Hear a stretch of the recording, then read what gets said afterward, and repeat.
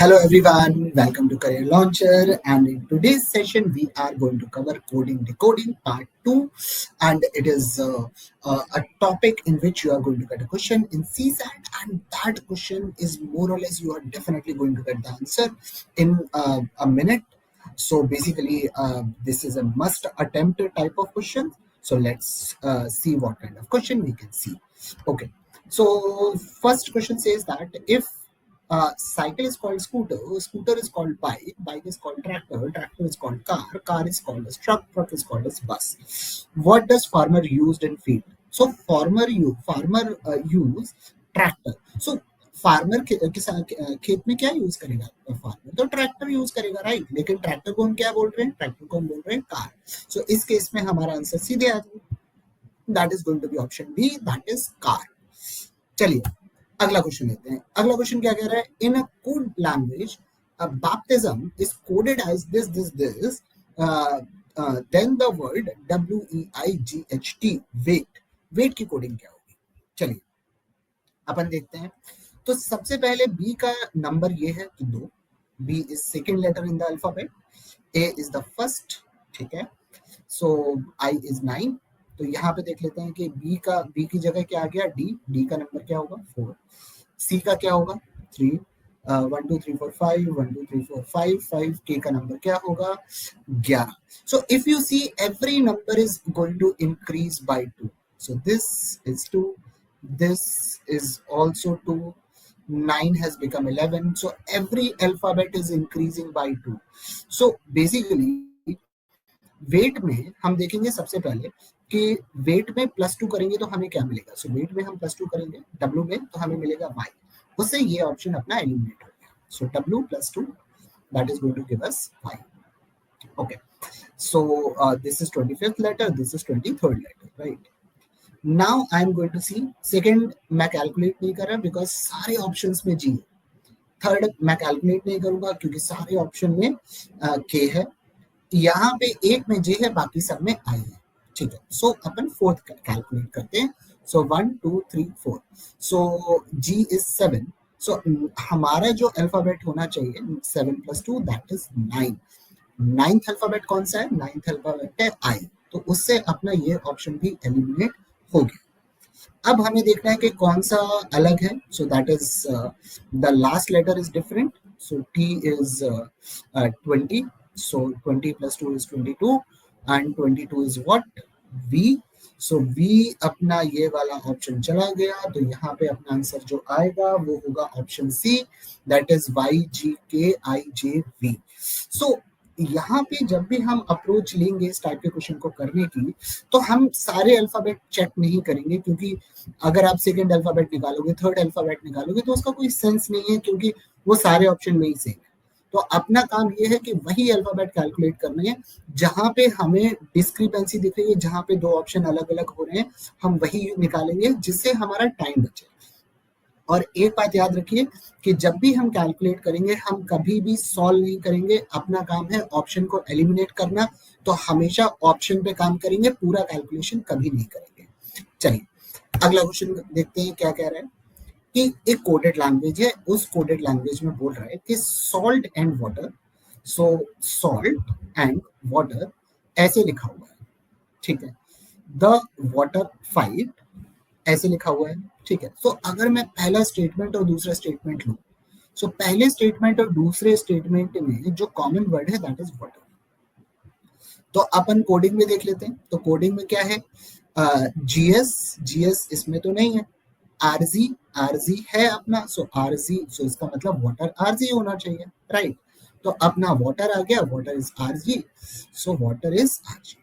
Okay, fight and brawl. So अपने पास है एक फाइट, एक है ब्रॉल.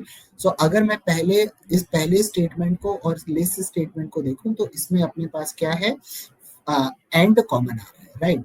तो एंड का मतलब क्या है? यहाँ पे कोडिंग में जीएस और एमटी बाकी है, एमटी कॉमन है, राइट?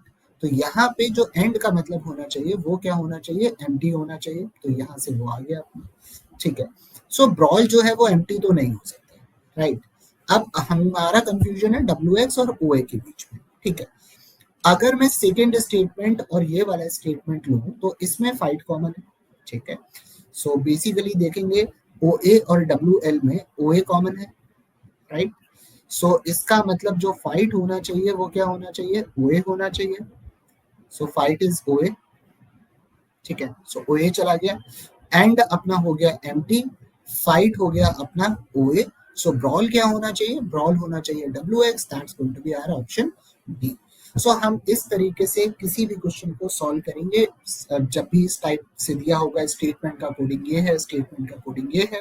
सो हम हर स्टेटमेंट में से कॉमन वर्ड्स निकाल के कोडिंग चेक करते रहेंगे। चलिए अगला क्वेश्चन। अब यहाँ पे ये कह रहे हैं कि जो डांस है वो 54 है, राइट। गेट क्या होना चाहिए, ठीक है। तो हमारे पास कोई क्लू तो है नहीं, हम कैसे करेंगे, तो हम कहाँ से शुरू करते हैं। हमेशा ध्यान रखिए जब भी अपने पास वर्ड गिवन है और हमें कोडिंग की बात हो रही है, तो हम सबसे पहला काम ये करेंगे कि सबके करस्पॉन्डिंग नंबर लिखना शुरू करेंगे। तो डी का नंबर होगा 4 क्योंकि फोर्थ अल्फाबेट है, ए का नंबर होगा 1, एन का नंबर होगा क्या 14, सी का क्या होगा 3, ई का क्या होगा 5। सो 4 + 1 5, 5 और 5 10, 3 13, 13 और 14 27, 27 आ रहा है, ठीक है। सो इसका सम 24 है, लेकिन यहाँ पे क्या गिवन है हमें 54। मतलब जो एक्चुअल कोडिंग है वो हमारे सारे अल्फाबेट्स के सम का डबल है। बस एक चीज, एक बार ये चीज पता चल गई तो उससे आसान हो जाएगा। जी का मतलब क्या है, जी का मतलब 7 है, ए का मतलब क्या होगा 1 होगा, टी का मतलब क्या होगा 20, ई का मतलब क्या होगा 5, ठीक है। सो 20 7 27 और 1 28 और 5 33, 33 आया। तो मेरा जो फाइनल कोडिंग होना चाहिए वो 33 × 2 होना चाहिए, and that is equal to 66, that's option D. चलिए अगला क्वेश्चन देखते हैं। अगला क्वेश्चन क्या कह रहा है कि if S stand for division, तो एस का मतलब है डिवीजन, टी का मतलब है मल्टीप्लिकेशन, यू का मतलब है सब्ट्रैक्शन, वी का मतलब है एडिशन, कौन सा करेक्ट है। सो 18, then we have 6, then we have 7, then we have 5, then we have 2। पहला ऑप्शन देखते हैं। एस का मतलब डिवीजन, टी का मतलब मल्टीप्लिकेशन, ठीक है। उसके बाद टी के बाद वी क्या आएगा, वी आएगा एडिशन, और उसके बाद यू क्या आएगा, यू आएगा subtraction, and that is equal to 16। हमें चेक करना। तो जब भी हमारे पास इस टाइप के क्वेश्चन होते हैं तो हम हमेशा क्या करते हैं, लेफ्ट से राइट जाते हैं, ठीक है। 16 minus 16, 18 divided by 6 is 3, 3 into 7 is 21, 21 plus 3 is 24। पहला स्टेटमेंट ट्रू नहीं है तो हमारा पहला कैंसिल हो गया, ठीक है। अब दूसरा अगर ऑप्शन देखें तो उसमें 7s5 लिखा हुआ है, s का मतलब division. 7 divide by 5 it won't work out, क्योंकि आप ये समझिए कि यहाँ पे नंबर डेसिमल में आ जाएगा, इसलिए ये नहीं पॉसिबल है, तो हटा देते हैं इसको। यहाँ पे 6s7 लिखा हुआ है, मतलब 6 डिवाइड बाई 7 दिया हुआ है, इसका मतलब वापस से अपना जो आंसर आएगा वो किस में आएगा, डेसिमल में आ जाएगा, तो उसको भी हटा देते हैं। आखिरी करते हैं, आखिरी क्या बोल रहे हैं 18 s डिवाइड बाई 6। अब 3 ऑप्शन गलत है तो आंसर चौथा ही होना चाहिए, लेकिन फिर भी एक बार चेक कर लेते हैं। t का मतलब क्या आएगा, मल्टीप्लिकेशन, क्या आएगा 7, u का मतलब क्या होगा -5, v का मतलब क्या होगा addition, that is 2।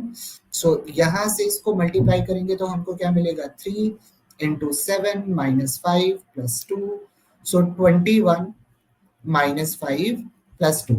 So 21 + 2 is 23, 23 - 5 is 18, that matches। So अपना यहाँ पे आंसर हो जाएगा ऑप्शन डी। एक बात ध्यान रखिए कि जब भी क्वेश्चन ये बोलता है which of the following, so which of the following का एक सिंपल सा मतलब ये होता है कि अपना काम सही ऑप्शन फिगर आउट करना है, उसका कोई डेफिनेट आंसर नहीं होगा। मल्टीपल चीजें हो सकती हैं, मल्टीपल केसेस हो सकते हैं। सो विच ऑफ द फॉलोइंग में हमेशा ये होगा कि आपका 4 में से एक ऑप्शन ट्रू होगा, आपको 3 ऑप्शन गलत होंगे, तो आपको केवल ऑप्शन पे ही काम करना है।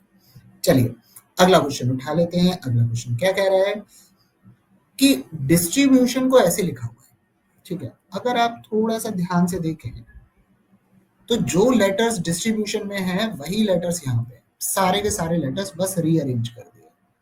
तो अगर सबको रीअरेंज कर दिया है तो हम क्या करेंगे, अब हम बस ये देखेंगे कि डी पहला लेटर, कोडिंग में डी कहां पे चला गया? चौथे प्लेस पे।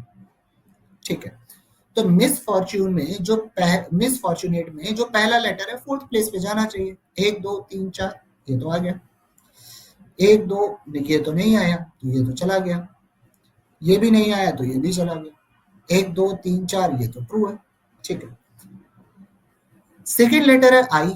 आई कहाँ पे चला गया? थर्ड प्लेस पे। तो यहाँ पे आई कहाँ पे चला गया? थर्ड प्लेस पे। आई कहाँ पे चला गया? थर्ड प्लेस पे। पहला और चौथा अभी भी सेटिस्फाई कर रहे हैं। थर्ड देखते हैं, एस कहाँ पे आ गया? एस आ गया सेकेंड प्लेस पे। तो एस आ गया सेकेंड प्लेस पे, एस सेकेंड प्लेस पे, और एफ फर्स्ट प्लेस पे। ठीक है, तो मतलब अपने चार तो क्लियर हो गए। सॉरी, ये चार तो क्लियर हो गए, तो पहले चार क्लियर हो गए। अब पहले चार पे हम ध्यान नहीं देंगे, अगले चार पे देखते हैं। ओ कहाँ पे चला गया? 1 2 3 4। सो यहाँ पे आर कहाँ पे चला गया? 1 2 3 4, मतलब चार चार के ब्लॉक में हम काम कर रहे हैं। ठीक है, सो ओ फोर्थ प्लेस पे जाना चाहिए। 1 2 3 4, 1 2 3 4। लेकिन अगर हम यहाँ पे देखें तो ये करने का कोई भी मतलब नहीं है, क्योंकि चारों अल्फाबेट एग्जैक्टली सेम है। राइट, तो हम इसको अब जल्दी कैसे सॉल्व करेंगे?